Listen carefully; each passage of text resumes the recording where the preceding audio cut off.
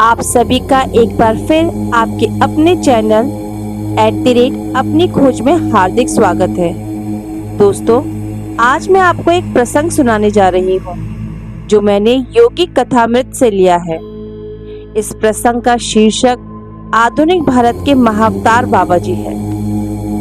बद्रीनाथ के आसपास के उत्तरी हिमालय के पहाड़ आज भी लहाड़ी महाशय के गुरु बाबा जी की जीवंत उपस्थिति से पावन हो रहे हैं। जन संसर्ग से दूर निर्जन प्रदेश में रहने वाले ये महागुरु शताब्दियों से, शायद सहस्त्राब्दियों से अपने स्थूल शरीर में वास कर रहे हैं। मृत्युंजय बाबा जी एक अवतार है। हिंदू शास्त्रों में अवतार शब्द का प्रयोग ईश्वरत्व का स्थूल शरीर में अवतरण के अर्थ में होता है। बाबा जी की आध्यात्मिक अवस्था मानवीय आकलन शक्ति से परे है। श्री युक्तेश्वर जी ने एक दिन मुझे बताया, मनुष्यों की अल्प बुद्धि को उनकी परात्पर अवस्था का ज्ञान कभी नहीं हो सकता। इस अवतार के योगेश्वर की केवल कल्पना करने का प्रयास भी व्यर्थ है।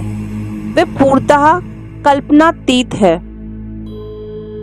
सिद्ध पुरुष जीवन मुक्त अवस्था से आगे बढ़ने पर परामुक्त अवस्था में प्रवेश करता है। परामुक्त पुरुष माया के नागपाश और जन्म मरण के चक्र से पूर्णतः मुक्त हो चुका होता है। इसलिए परामुक्त कदाचित ही पुनः स्थूल शरीर धारण करता है, और यदि वे पुनः जन्म ले ही लेता है तो संसार पर ईश्वर की आशीर्वाद वर्षा का माध्यम बनकर आता है। उसे ही अवतार कहते हैं। अवतार पर सृष्टि के कोई नियम लागू नहीं होते। उसका शुद्ध शरीर प्रकाश की मूर्ति मात्र होता है। उस पर प्रकृति का कोई ऋण नहीं होता। सामान्य दृष्टि को अवतार के शरीर में कोई असाधारण बात नजर नहीं आती, परंतु कभी कभी संगानुरूप उस शरीर की ना तो छाया पड़ती है, ना ही जमीन पर पद चिन्ह बनता है। ये माया के अंधकार और भौतिक बंधनों से आंतरिक मुक्ति के बाह्य प्रतीकात्मक प्रमाण है। केवल ऐसा भागवत पुरुष ही जीवन और मृत्यु की परस्पर संबद्धता के पीछे विद्यमान सत्य को जानता है। भारत में बाबा जी का कार्य रहा है, जिन विशेष कार्यों के लिए अवतार इस जगत में आते हैं, उन कार्यों की पूर्ति में उनकी सहायता करना। इस प्रकार शास्त्रीय वर्गीकरण के अनुसार वे एक महाअवतार हैं। उन्होंने स्वयं बताया है कि संन्यास आश्रम के पुनर्संगठक एवं अद्वितीय तत्व ज्ञानी जगत गुरु आदि शंकराचार्य तथा सुप्रसिद्ध मध्ययुगीन संत कबीर को उन्होंने योग दीक्षा दी थी। 19वीं शताब्दी के उनके मुख्य शिष्य, जैसा कि हम जानते हैं, लहाड़ी महाशय थे, जिन्होंने लुप्त क्रिया योग विद्या का पुनरुद्धार किया। इसमें कोई आश्चर्य नहीं कि इतिहास में बाबा जी का कहीं कोई उल्लेख नहीं है। किसी भी शताब्दी में बाबा जी कभी जन साधारण के सामने प्रकट नहीं हुए। उनकी युगांतर की योजनाओं में गलत अर्थ लगाने वाली प्रसिद्धि की चकाचौंध के लिए कोई स्थान नहीं है। सृष्टि में एकमात्र शक्ति होते हुए भी चुपचाप अपना काम करते रहने वाले सृष्टा की तरह ही बाबा जी भी विनम्र गुमनामी में अपना कार्य करते रहते हैं। कृष्ण और क्राइस्ट के समान महान अवतार इस धरातल पर किसी विशिष्ट और असाधारण परिमाणदर्शी उद्देश्य के लिए अवतरित होते हैं, और वे उद्देश्य पूरा होते ही वापस चले जाते हैं। बाबा जी जैसे अन्य अवतार इतिहास की किसी प्रमुख घटना से संबंधित कार्य को नहीं, बल्कि युग युगों में धीरे धीरे होने वाले मानव जाति के क्रम विकास से संबंधित कार्य को अपने हाथ में लेते हैं।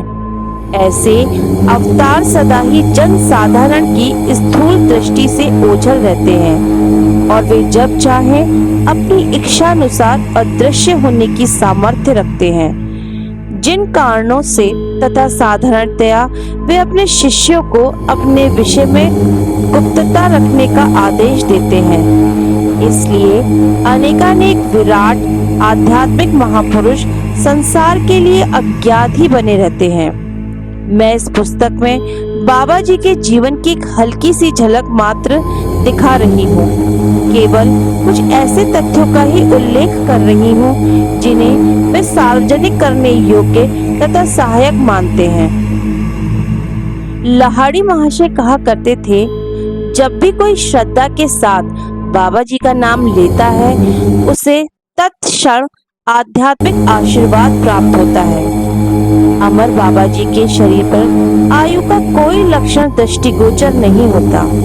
वे अधिक से अधिक 25 वर्ष के युवक दिखते हैं। गौर वर्ण मध्यम कद काठी के बाबा जी के सुंदर बलिष्ठ शरीर पर सहज ही दिख पड़ने योग्य तेज है। नेत्र काले, शांत और दयाद्र है। उनकी लंबे चमकीले केश ताम्र वर्ण के हैं। कभी कभी बाबा जी का चेहरा लाहिड़ी महाशय के चेहरे से मिलता जुलता दिखाई देता है। कभी कभी तो दोनों में इतनी स्पष्ट समरूपता दिखाई देती थी कि उत्तरवर्ती आयु में लाहिड़ी महाशय को कोई भी युवा दिखते बाबा जी के पिता समझ लेता। मेरे संतवत संस्कृत शिक्षक स्वामी केवलानंद जी ने हिमालय में बाबा जी के साथ कुछ समय बिताया था। उन्होंने मुझे एक दिन बताया, अद्वितीय महागुरु अपने शिष्यों के साथ पर्वतों में एक स्थान से दूसरे स्थान भ्रमण करते रहते हैं। उनकी छोटी सी शिष्य मंडली में 2 अत्यंत उन्नत अमेरिकी शिष्य भी हैं। किसी स्थान पर कुछ समय बिताने के बाद बाबा जी कहते हैं, तेरा डंडा उठाओ। वे अपने पास एक डंडा रखते हैं। उनका ये आदेश अपनी मंडली के साथ तत्क्षण किसी दूसरे स्थान पर पहुंचने का संकेत होता है। वे हमेशा ही एक स्थान से अदृश्य होकर दूसरे स्थान पर प्रकट होने की इस पद्धति का उपयोग नहीं करते। कभी कभी वे एक शिखर से दूसरे शिखर पर पैदल ही जाते हैं। जब बाबा जी की इच्छा होती है तभी उन्हें कोई देख या पहचान पाता है। उन्होंने विभिन्न भक्तों को किंचित से परिवर्तन के साथ भिन्न भिन्न रूपों में दर्शन दिया है। कभी दाढ़ी मूछ के साथ तो कभी दाढ़ी मूछ के बिना। उनकी अक्षय देह के लिए किसी आहार की आवश्यकता नहीं पड़ती, इसीलिए कदाचित ही कभी वे कुछ खाते हैं। हाँ, शिष्यों को जब वे दर्शन देते हैं तब लौकिक शिष्टाचार के रूप में कभी कभी फल या चावल की खीर स्वीकार कर लेते हैं।